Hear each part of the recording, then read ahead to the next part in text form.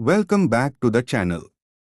Today we are learning about one of the smartest technologies used in electric vehicles, regenerative braking.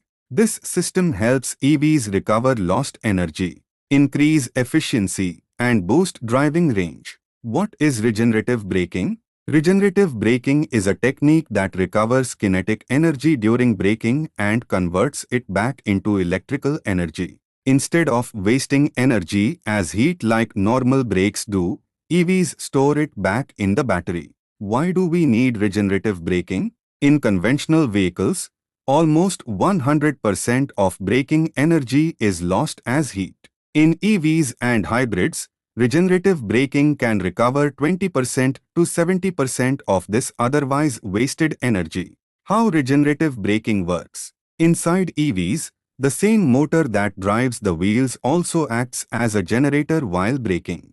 During acceleration, motor converts electrical energy to mechanical energy. During braking, motor converts mechanical energy to electrical energy. Detailed working step by step. Here's a detailed view of the regenerative braking process. Step 1. Driver presses brake pedal.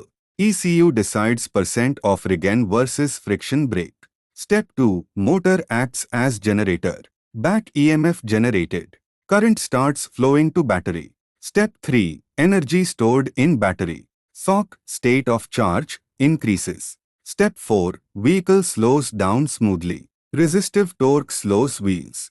Types of regenerative braking. There are three main types of regen braking used in modern EVs. Motor regeneration. The EV motor itself generates electricity. Motor to inverter to battery. Hydraulic regeneration, hybrid cars. Used in some Toyota hybrids. KERS, kinetic energy recovery system. Used in Formula 1. Flywheel storage system. Limitations of regenerative braking. It's not perfect. Regenerative braking has a few limitations. Battery cannot accept energy when fully charged. Regen braking is weak at low speed. Not effective during emergency braking. Needs friction brakes as backup. Limited by battery temperature. Regenerative braking is one of the smartest innovations in EVs. It saves energy, increases range, reduces brake wear, and improves sustainability. If you liked this lecture, make sure to hit like and subscribe.